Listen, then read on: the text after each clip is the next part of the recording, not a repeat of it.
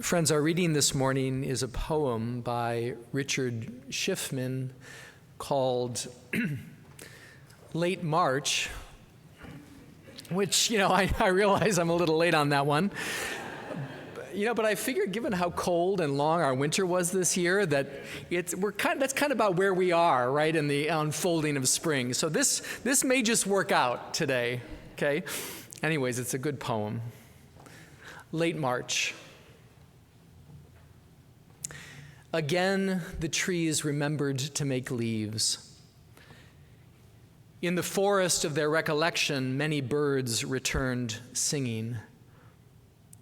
They sang because they forgave themselves the winter and all that remained bitter. Yet it was early spring when the days were touch and go, and a late snow could nip a shoot or freeze a fledgling in its nest, and where would we be then? But that's not the point.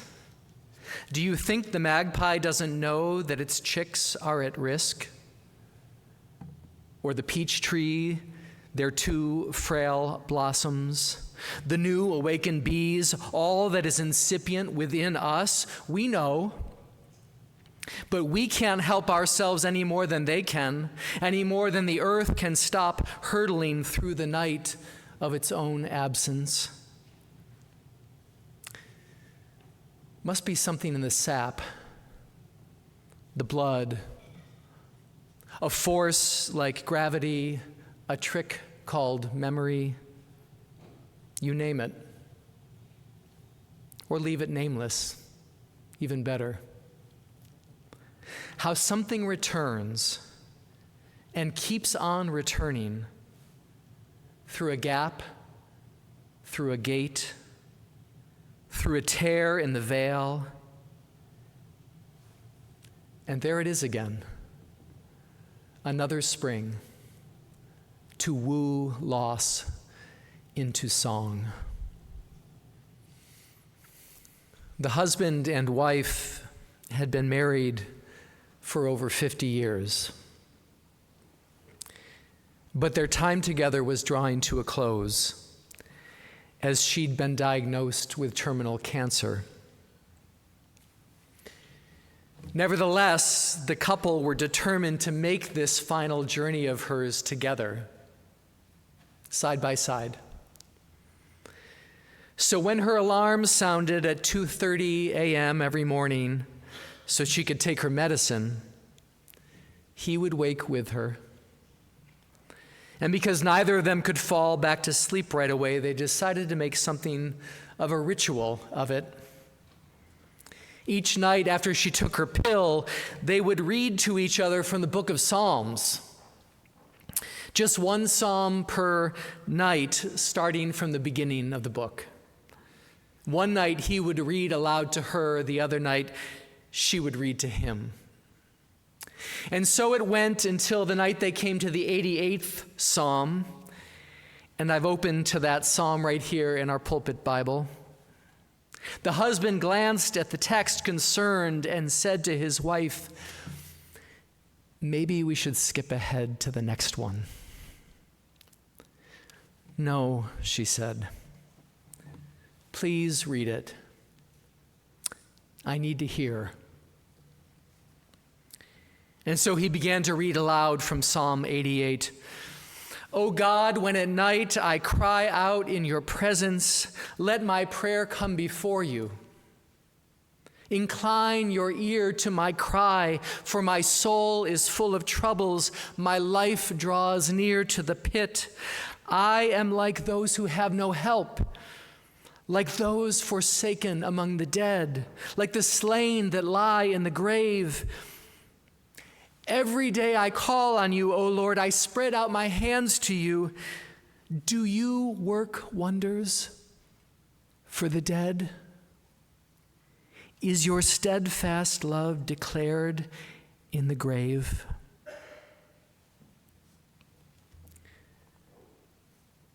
When he finished reading, the husband kissed his wife and turned out the light. And they closed their eyes and fell back to sleep.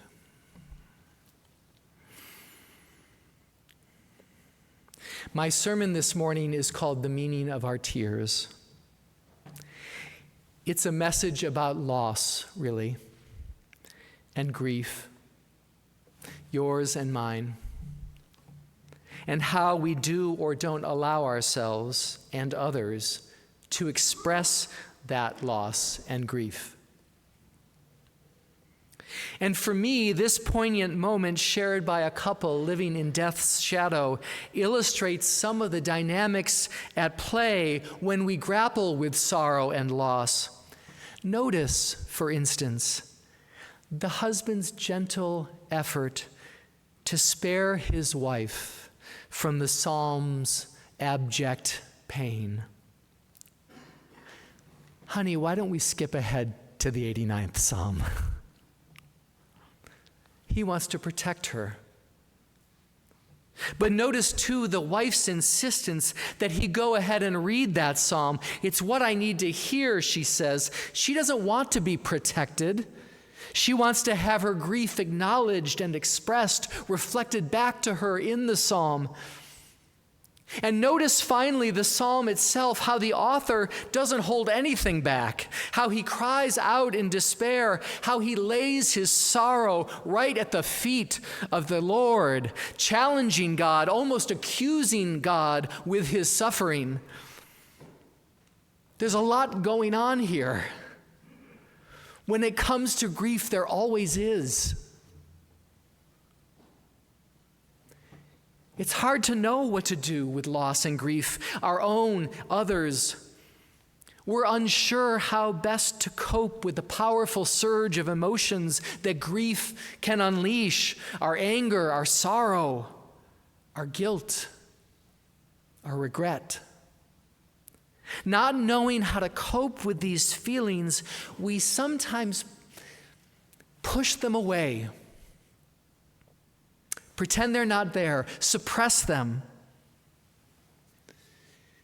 In so doing, we are at risk of becoming unwitting participants in what I like to call the conspiracy against tears, by which I really mean a conspiracy against grief. Here's an example. Courtney Davis is a hospital nurse who's seen a lot of grief in her days, a lot of tears. In the eyes of a young man who's lost a limb, or a widower leaving the hospital with the clothes of his deceased wife. Early in her career, Davis writes, "When I saw people cry, I'd want to ease their sadness with cheer and consolation. I'd hug a patient and tell her, 'You can try and get pregnant again next month.' I'd reassure the widower, 'Your wife had a good long life.' I'd enter the burned child's room in intensive care with a smile rather than encourage the mother to weep in my arms." For Davis, part of it was simply a hazard of the profession. Isn't a nurse's job, after all, to make people feel better? Tears can almost feel like an indictment of a caregiver, a sign perhaps that they've failed somehow at their task. But Davis acknowledges that part of the reason she tried to cheer others up was her own discomfort with her own grief, right? A discomfort she discovered when the dying person she was caring for wasn't a patient, but her own mother. When Mom died, she writes, I was so scared and confused. Was I allowed to be the grieving daughter, or should I be the competent professional? I held my mother's wrist, counting her pulse. After her last breath, I rang for the nurse. Heart pounding, I waved goodbye to my mother, and I said in the cheery voice I'd practiced all my life, Bye, Mom. I didn't know then that I could have climbed into her bed with her, held her, that I could have wailed when she was gone.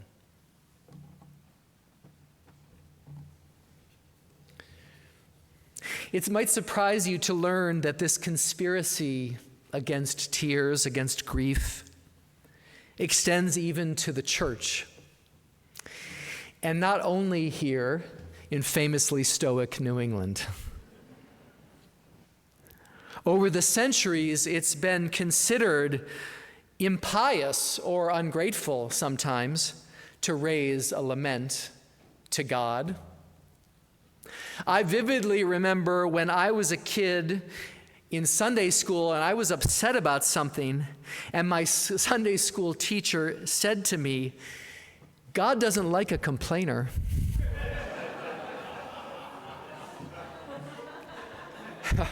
Wow. Okay. And now in our era of prosperity preachers and feel-good gurus, sorrow and grief remain in a kind of spiritual exile, as if they were signs of our moral failure, or worse, of God's judgment upon us. At age 35, Kate Bowler was diagnosed with stage 4 colon cancer and not given long to live. As an evangelical Christian, she sought consolation in her church community, but was disappointed to discover how hard it was to grieve there.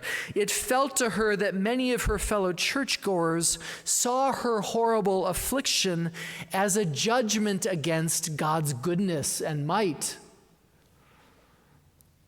So instead of listening to her pain, church folks showered her with well-meaning, but for her, unhelpful platitudes. "Your cancer is part of God's plan," they said. "Everything happens for a reason," they assured her. Bowler, a theologian at Duke, survived the cancer and went on to write a book called "Everything Happens for a Reason and Other Lies I've Loved." She wanted to believe there was a reason for her suffering, but she didn't believe it. What she wanted from her religious community was an acknowledgement of her deep pain and grief. Like the woman who insisted her husband read the psalm, she wanted a space to grieve and the opportunity to make her own meaning of her suffering, if there was meaning to be made at all. These are things we all need when we grieve, right? Here's something that's happened countless times over the course of my ministry.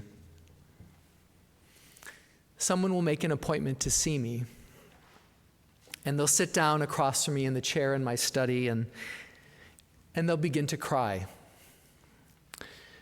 Often, they apologize for their tears, and they say, "Rob, I have no idea why I'm crying. I don't even really know why I've come here today."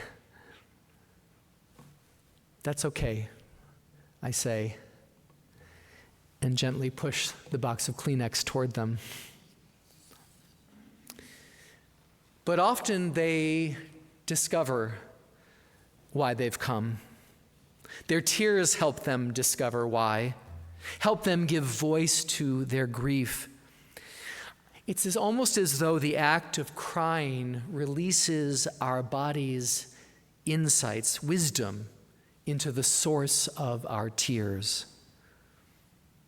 So that our tears are not only an important way of expressing grief, but also of processing grief and understanding it. Yet when we suppress our tears, suppress our grief, we sometimes block the spiritual and emotional healing that they bring. I've often thought that our tears are simply the price that we pay for loving and being mortal.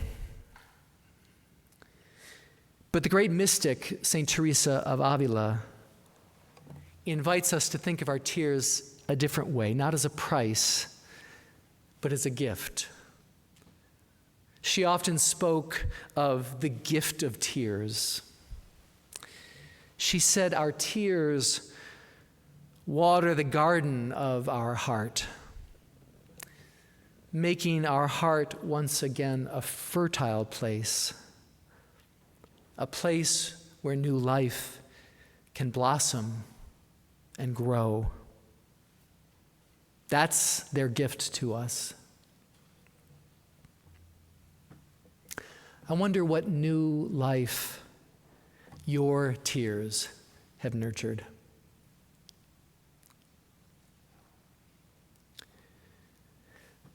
Perhaps the greatest gift our tears offer us is that they point us through our grief back to its source, which is always love. After all, grief is nothing more and nothing less than our natural human response to losing something or someone that we love. The true gift of our tears, then, is that they draw us into relationship with that love, with the object of our love.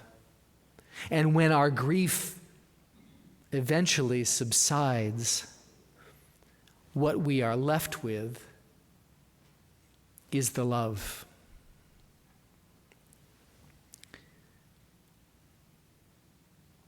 Courtney Davis, our hospital nurse, eventually came around to this way of seeing grief. After her own mother's death, she learned to give her patients the permission and space to express their grief however they needed to. In the end, she writes this: I believe that grief fully expressed changes over time into something less overpowering, even granting us a new understanding, a kind of double vision that comprehends both the beauty and fragility of life at the same time. That sounds about right to me. May our tears, yours and mine, grant us this gift. Grant us this vision of life, both fragile and beautiful. Life filled with loss, yes, but above all with love. Will you join me in a moment of silent reflection?